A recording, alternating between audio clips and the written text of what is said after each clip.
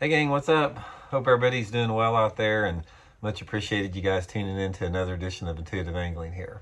Today we're going to be talking about wintertime crankbaits, and I'm going to talk about some of the common mistakes people make with them, give you guys some tips and advice that will really help you up your wintertime crankbait game. Think you guys will definitely appreciate some of these tips. So we'll get to that here in 1 second here. Real quick before we get started here, just a couple quick housekeeping tips. Just wanted to give you guys a reminder, anybody out there interested in booking an on-the-water lesson with me, we've been booking on-the-water jerkbait lessons primarily. If you're interested, just go to my Facebook page, Randy Block at Professional Angler. Shoot me a private message there and I can give you the info with that. And also, if you guys are interested in becoming a channel member, that's a great way to get videos every week that aren't seen by the public, access to my personal email address.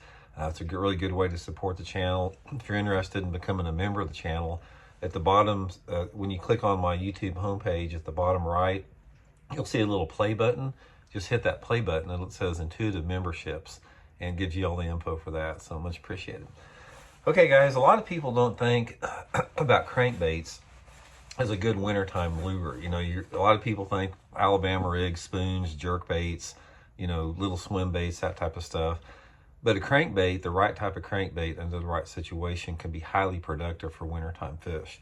So what I want to do is I'm going to show you guys 3 of my favorite wintertime crankbaits and sort of give you guys some tips on how to fish them and everything. But first of all, the biggest mistake, there's actually 2 mistakes that anglers make, or 3 mistakes anglers make. Number 1 is they don't fish crankbaits in the wintertime enough. Number 2 is they don't use the right retrieve. And number 3 is they don't weight the bait, which all those factors have to come into play. So we're going to talk a little bit about it. But first of all, let's get into 3 of my favorite crankbaits. And also, if you guys are interested in any of these crankbaits, I'll put the Baitworks link in the description. If you use that link, it's a good way to help the channel, and Baitworks has got everything you need for cranking.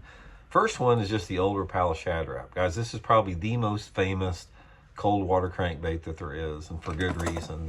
The Shad Rap is it's a small or narrow profile crankbait.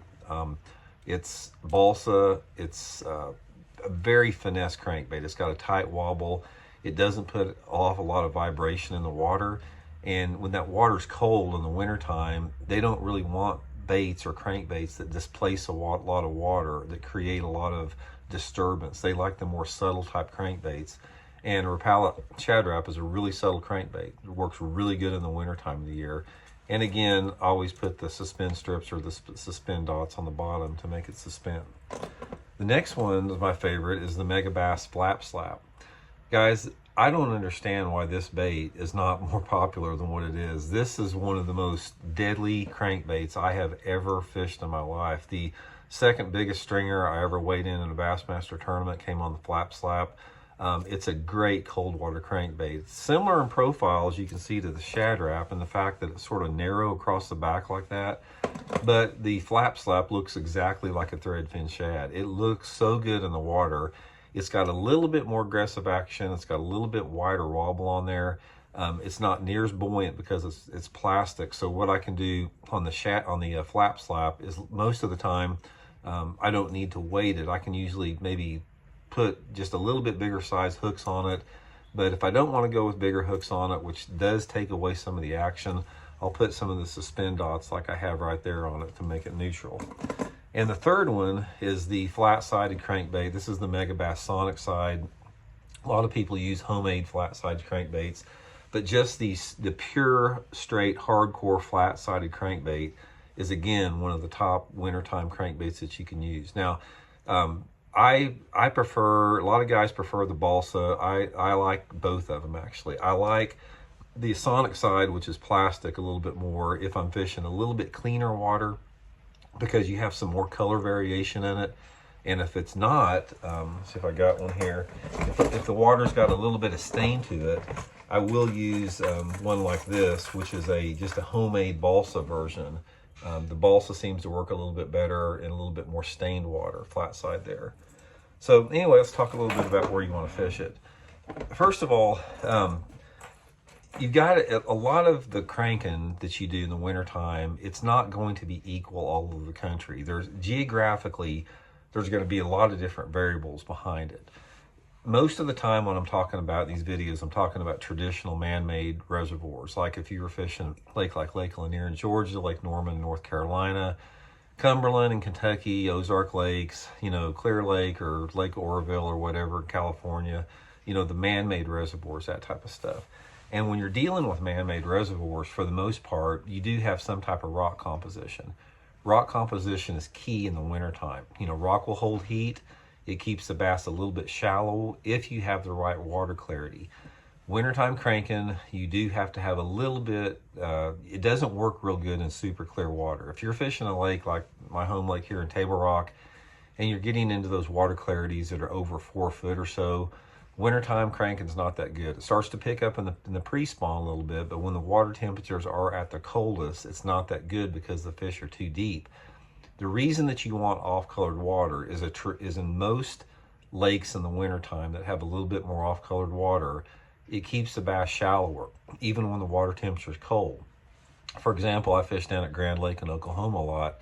It's an off-colored water lake, and you've got a lot of water visibility sort of in that 2 to 3 foot range in the wintertime, which is perfect for wintertime cranking because there's a population of bass that simply live shallower like that.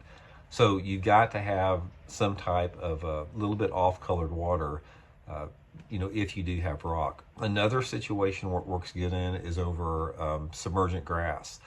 If you're fishing a lake that has submergent milfoil or hydrilla, one of the, wintertime cranking can be really good. Fishing a bait like a shad wrap over the top of submergent grass in like 6 to 8 foot of water, you can catch some really big fish doing that. Sort of like the same deal with a lipless crankbait. Everybody knows a lipless crankbait's really good over grass in the cold water months, but you can also do really good on a flat-sided crankbait. That giant string that I caught on the flap slap was at Lake Gunnersville over grass in the wintertime, so works really good with that.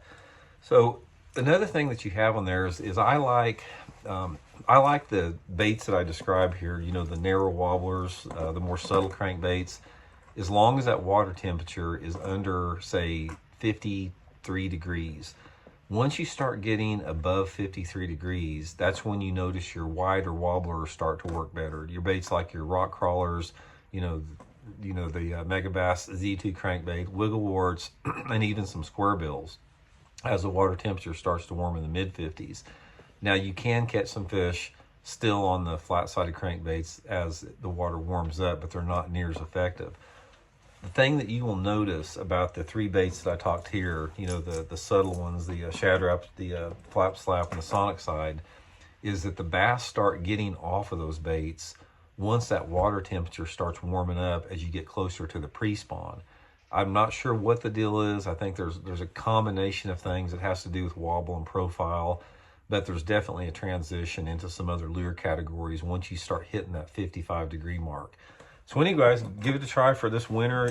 Here's the 3 I'd recommend. Just the old shad wrap, get you a Megabass flap slap, some type of flat side crankbait like that, and just give them a try, man. If you guys don't like to get out there and, fish a little 2-inch swim bait for suspended fish off points, you can always find some off-colored water in the creek arms and catch them cranking. So hope that helps you guys catch a few, and thanks for tuning in. Please hit that subscribe button if you haven't, and we'll talk later. See ya.